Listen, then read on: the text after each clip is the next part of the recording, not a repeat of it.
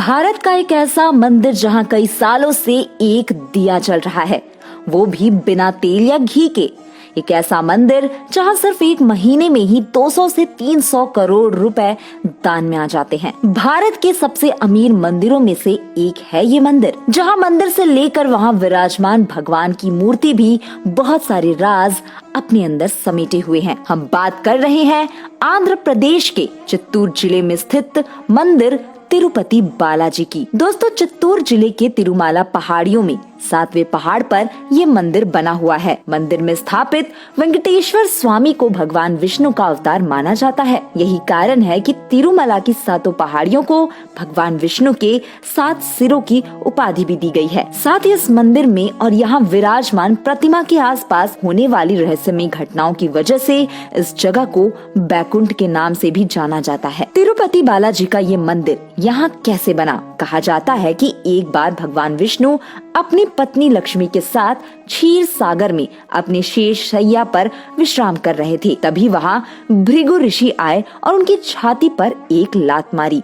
इस पर क्रोधित ना होकर विष्णु जी ने भृगु ऋषि के पांव पकड़ लिए और पूछा कि ऋषिवर, आपके पैरों में चोट तो नहीं लगी? लेकिन लक्ष्मी जी को ऋषि का यह व्यवहार पसंद नहीं आया और वे क्रोधित होकर बैकुंठ छोड़कर पृथ्वी पर पद्मावती नाम की कन्या के रूप में जन्म ले लिया। इस पर भगवान विष्णु ने अपना रूप बदलकर वेंकटेश्वर के रूप में माता पद्मावती के पास पहुँचे और विवाह का प्रस्ताव रखा, जिसे देवी ने स्वीकार कर लिया और फिर दोनों की शादी हो गई।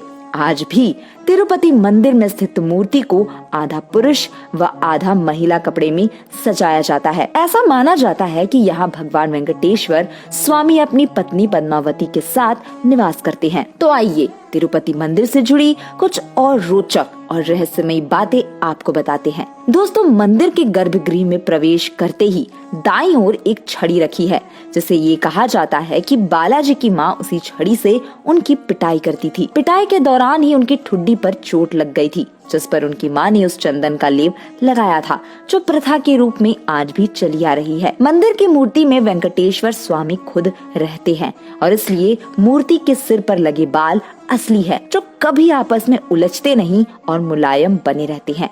मूर्ति पर कान लगाकर सुनने से आपको समुद्र की लहरों की आवाजें सुनाई देंगी। बालाजी की मूर्ति चिकनी पत्थर से बनाई गई है और मंदिर का वातावरण भी हमेशा ठंडा ही रहता है, लेकिन बावजूद इसके मूर्ति को पसीना आता है। जी हाँ, मान्यता है कि बालाजी को गर्मी लगने के कारण शरीर पर पसीने की बूंदें और पीठ पर नमी देखी जाती है। दोस्तों, मंदिर में एक ऐसा दिया है जो यहाँ कई शताब्दियों से जलता रहा है और सबसे रहस्यमयी बात तो ये है कि इस दीपक में ना तो कभी तेल डाला जाता है और ना कभी घी। गर्भगृह में प्रवेश करने पर आपको मूर्ति बीच में ही दिखाई देती है, लेकिन गर्भगृह के बाहर से देखने पर मूर्ति गर्भगृह में दाईं ओर स्थित दिखाई देती है। वेंकटेश्वर स्वामी की मूर्ति पर पचाई कपूर लगाया जाता है। साइंस की माने तो पचाई कपूर लगाने से पत्थर कुछ समय बाद चटक जाता है, लेकिन सालों से तिरुपति बालाजी को यही कपूर लगाया जा रहा है, लेकिन आज भी मूर्ति एकदम सुरक्षित है। हर गुरुवार को तिरुपति जी का चंदन से श्रृंगार होता है